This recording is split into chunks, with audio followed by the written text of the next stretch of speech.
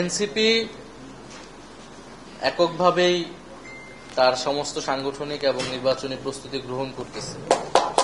আমরা কারো মুখোমুখি নেই, কারো উপর নির্ভরশীল হয়ে আমরা রাজনীতি করব না, কিন্তু নির্বাচনে কৌশলগত কারণে বা দেশের বৃহত্তর স্বার্থে যদি কোনো ধরনের সমঝোতা প্রয়োজন হয় আমরা সেটার জন্য ওপেন আছি। আমরা এতটুকু বলছি, কিন্তু আমরা কিন্তু কার সাথে জোট হবে কি হবে না সেটার উপর বসে নেই, সেটার উপর নির্ভর করে নেই। আমরা আমাদের মতোই কার্যক্রম করতেছি এবং আমরা আমাদের মতো প্রস্তুতি গ্রহণ করতেছি।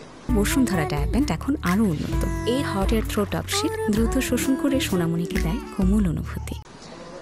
আর দ্বিতীয়ত হচ্ছে, আমরা বলেছি যে গতকালকে আমি বলেছি যে জোট করব না, আমি বলিনি, আমরা বলছি অনেক ভাবতে হবে আমাদের, কারণ জনগণের আমাদেরকে নিয়ে অনেক প্রত্যাশা আছে।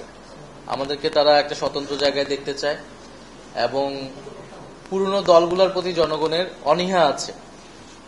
আওয়ামী লীগ তো একটা ফ্যাসিস্ট রূপ নিয়েই ছিল, জনগণ তাকে বিতাড়িত করেছে। এছাড়াও যে দলগুলো আছে গত 16 বছর তাদের ভূমিকা, জনগণের পক্ষে সঠিকভাবে দাঁড়াতে না পারা এবং ঐতিহাসিকভাবেও অনেক দলের অনেক ধরনের ব্যাগেজ থাকার কারণে কিন্তু জনগণ, আমরা মনে করি, নতুন রাজনীতির আকাঙ্ক্ষা সমাজে তৈরি হয়েছে। সেই জায়গা থেকে আমরা বলেছি যে আমরা, এবং বিভিন্ন দলের কিন্তু বিভিন্ন ধরনের কলঙ্ক রয়েছে, সেটা বিএনপিরও বলেন, অতীতে তাদের শাসনামল নিয়ে, দুর্নীতি নিয়ে কিন্তু অনেক সমালোচনা রয়েছে। 5ই আগস্টের পর তাদের নিয়ে অনেক সমালোচনা রয়েছে। একইভাবে জামাতেরও ঐতিহাসিক দায়ভার রয়েছে এবং 5ই আগস্টের পরও জামাতকে নিয়ে অনেক ধরনের সমালোচনা রয়েছে। ফলে সেই জায়গা থেকে এই ধরনের দলগুলোর সাথে কোনো ধরনের জোটে গেলে তো আমাদেরকে অবশ্যই ভাবতে হবে, সেই কথাটি আমরা বলেছি। তবে আমরা আমাদের মতো করে আগাতে চাই এবং আমরা এটাও বলেছি আমাদের জোটের বিষয়টা বা এটা একটা নীতিগত জায়গা থেকেই হইতে হবে।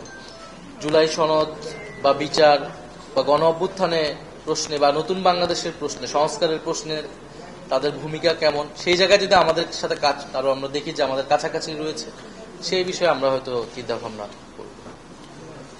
আমরা তো বলেছি যে শাপলা তারা না দিলে এটা ব্যাখ্যা দিতে হবে। তো আমরা তো মনে করি যে শাপলা তারা হয়তো দিয়ে দিবে। আর শাপলা যদি তারা দিতে ব্যর্থ হয়, তাহলে শাপলা আমার কাছে যদি তারা দিতে না চায়, তাহলে তাদের পক্ষে সুষ্ঠু নির্বাচন করা সম্ভব হবে কিনা এই বিষয়ে তো আমরা বলেছি। কারণ একটা নবগঠিত দলের সাথে যদি তারা বেইনসাফি করে, তাহলে এই নির্বাচন কমিশনের অধীনে একটা সুষ্ঠু নির্বাচন হওয়া তো সম্ভব নয়। ফলে নির্বাচন কমিশনকে সিদ্ধান্ত নিতে হবে তারা কি একটা সুষ্ঠু নির্বাচন করবে, নাকি তারা আগের নির্বাচন কমিশনগুলো যে ভূমিকা ছিল এবং নির্বাচন কমিশনারদের যে পরিণতি হয়েছিল তারাও নিজেদের সেই পরিণতি দেখতে চায়।